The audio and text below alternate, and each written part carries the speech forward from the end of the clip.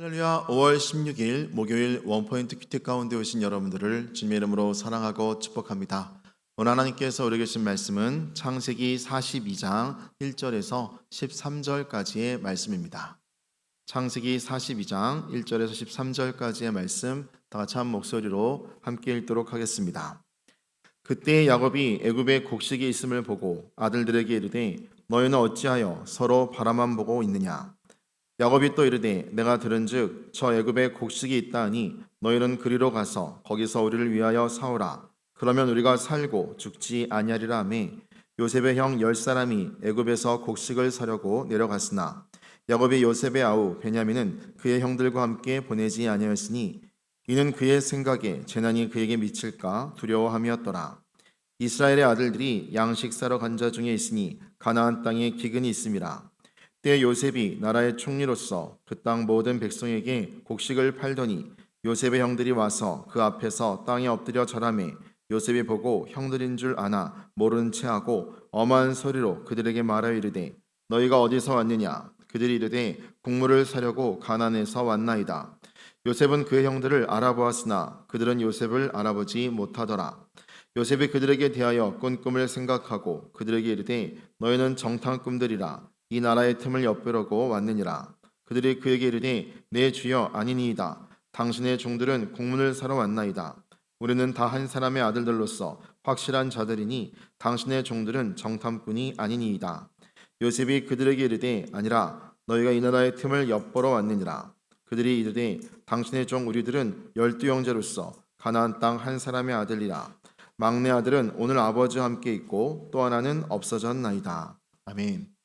이 시간 하나님의 시험 앞에서라는 제목으로 담임 목사님께서 큐티 인도해 주시겠습니다. 할렐루야.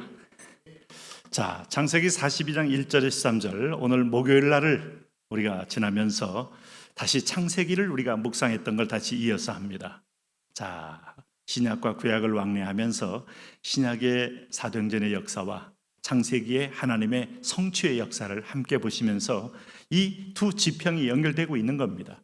자, 오늘 본문에 보시면은 여러분 그 야곱의 아들들이 드디어 기근 때문에 이제 유일하게 곡식이 있는 곳이 어디입니까? 애굽 아닙니까? 라암세스 또 비돔 뭐 등등의 거대한 광야에 가면 곡식 창고를 지어놓고 7년 풍년 동안에 그 얼마나 풍년이었겠어요.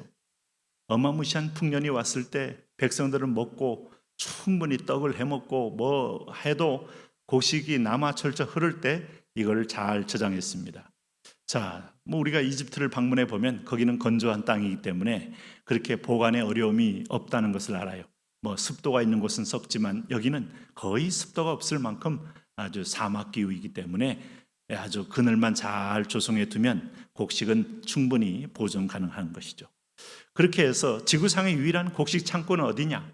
요셉의 창고라고 일컬어지는 애굽의 특별히 고센 지역에 있는 여러 평야에 세워진 곡식 창고들로 가득 쌓여 있어서 이것을 총괄하는 사람이 누구냐? 요셉입니다. 요셉은 대단한 사람이죠. 세계 전체가 요셉을 주목하는 자리에 하나님은 바로 그 자리에 요셉을 애굽의 총리로 올려놓으신 거죠. 그러니까 형들과의 만남은 필연적일 수밖에 없어요. 가나안 땅에 기근이 들었습니다. 먹고 살기 힘듭니다. 그래서 유일하게 곡식이 있는 곳이 어디입니까? 애굽의 곡식 창고가 있는 고센 땅입니다. 이쪽으로 아버지 야곱의 명에 의하여 형제들이 여기에 온 겁니다. 자, 1절 2절을 한번 봅니다. 그때 야곱이 애굽에 곡식이 있음을 보고 아들들에게 이르되 너희는 어찌하여 서로 바라만 보고만 있느냐? 야곱이 또 이르되 내가 들은즉 저 애굽에 곡식이 있다 하니 너희는 그리로 가서 거기서 우리를 위하여 사오라. 그러면 우리가 살고 죽지 아니하리라. 곡식은 다 떨어지고 더 이상 연명하기 힘들 만큼 곡간의 모든 곡식통은 다 비어 있기 때문에 올 수밖에 없는 상황. 그래서 여러분 여기 3절에 보니까 요셉의 10형 사람이 애굽에서 곡식을 사려고 내려갔으나 내려온 겁니다. 먼 길을 아마 짐승을 이제 아마 곡식을 실을 수 있는 그런 마뎁자루를 여러 개를 만들고 해서 내려왔습니다. 그리고 4절에 보니까 야곱이 요셉의 아우 베냐민은 그 형제들과 함께 보내지 아니하였다. 이게 뭘까요? 하나님의 섭리 속에서 우선 한 명의 형제가 요셉에게 무릎을 꿇는 것은 창세기 37장의 하나님의 예언입니다. 곡식단들이 일제히 요셉이라는 곡식단 앞에 무릎을 꿇고 있는 거, 이것 때문에 형들이 분기탱천한 거 아니에요? 어떻게 저놈이 아버지 사랑도 독차지하더니 이제는 꿈을 가지고 우리를 희롱하느냐?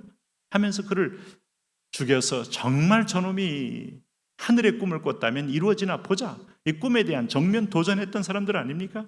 그런데 오늘 이 형들이 다 와가지고 이제 요셉에게 절을 하는 놀라운 기적의 현장을 만나게 되는과 동시에 야곱은 어떤 사람입니까?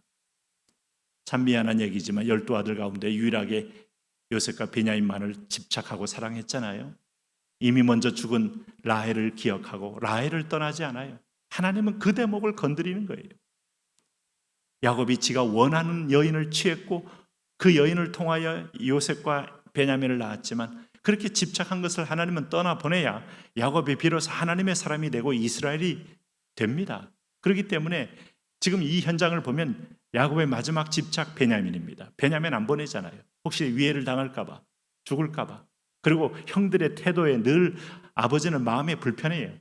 배다른 형제들 보면서 저놈들이 내 가장 사랑하는 이 요셉과 베냐민, 저것 때문에 요셉을 잃었으니 그 후유증과 그 어떤 트라우마가 남아 있는 겁니다. 그래서 베냐민을 딱 옆에 지켜두고 자기의 위로가 되게 하고 안전을 함께 지키는 겁니다. 그런데 하나님은 이 베냐민도 야곱에게서 떼어내어야 야곱의 훈련이 끝나는 겁니다. 어쨌든 여기서 야곱은 아직도 야곱인 것이 요셉의 아우 베냐민은 그의 형제들과 함께 보내지 아니하였으니 이렇게 표현합니다. 이는 그의 생각에 재난이 그에게 미칠까 두려워함이었더라. 그에게 재난이 미칠까 두려워한 것은 잃어버릴 수 없다는 거예요. 이 마지막 끈, 죽고 사는 것이 하나님께 달려있음을 그는 온전히 신뢰 못해요. 자기가 원하는 걸 취하고 하나님은 도와주는 하나님으로서의 구도로 평생을 살아온 거예요. 그러니 평생 고생한 겁니다. 포기해야 자유합니다. 내려놔야 자유합니다. 나도 죄인이라고 생각하고 하나님만이 우주의 중심이고 진리의 중심이고 정의라고 믿어야 자유합니다. 나는 옳다고 믿는 사람에게 자유함은 없어요. 내가 원하는 것을 얻고 하나님은 그렇게 해서 도와주는 분이라고 믿는 자에게 결코 평안은 없어요. 끊임없는 목마름만 있을 뿐이에요. 재난이 그에게 미칠까 두려워함이었더라 하는 게 야곱의 한계입니다.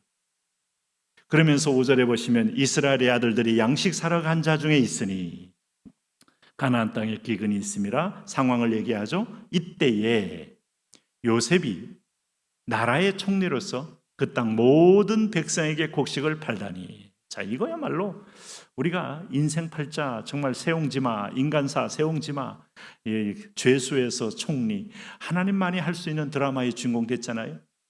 오늘도 역적에서 최고의 충신으로 바뀔 수 있고 전장에서 완전히 죽을 사람이 영웅이 되어 정권을 잡는 것도 하나님의 드라마입니다.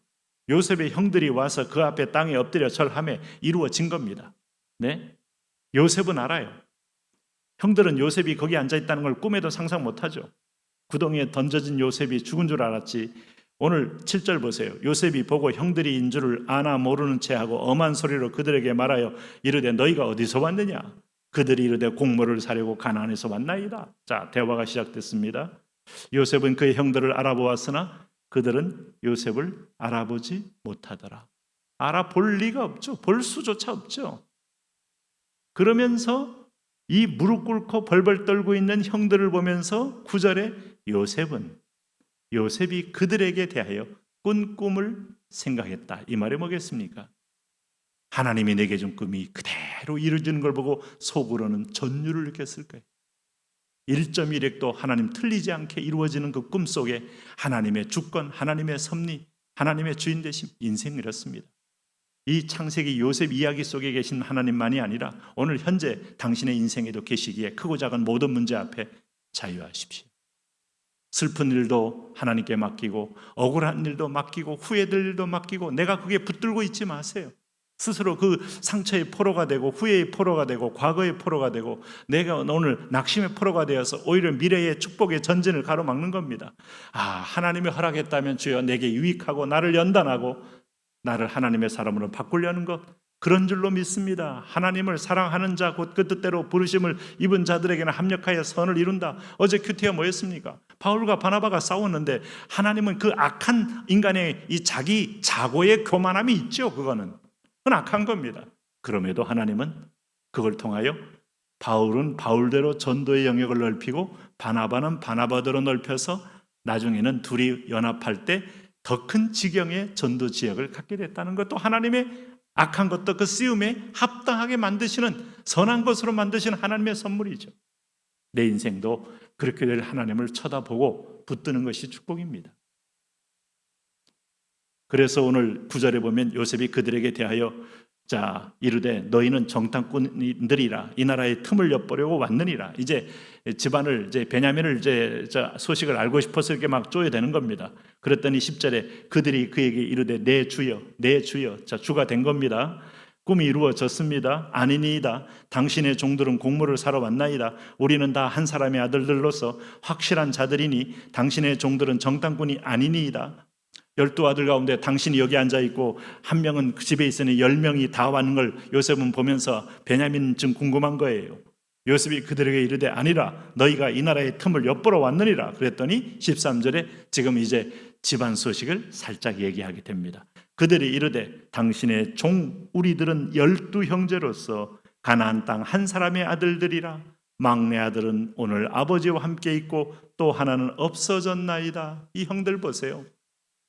아들들 막내는 하나 있지만 없어지긴 왜 없어져요? 지가 없애놓고 지가 죽여놓고. 이게 인간입니다. 지가 하는 행위는 그렇게 미워하고 왜곡하고 앞뒤를 틀리게 말하지만 남이 하는 행위는 그에게 해가 될 만큼 왜곡하고 살짝 틀고 아하고 어하고 다릅니다. 이게 바로 우리 인간이 완악한 양심들이에요. 오늘 하나님은 이걸 흔들어 댑니다. 오늘 여러분 이 모습에서 내 거울로 나를 한번 비춰보시면서 오늘 하나님께 겸비히 나갈 때 우리는 빨리 축복의 자리에 설 수 있습니다. 하나님 그렇게 서게 하여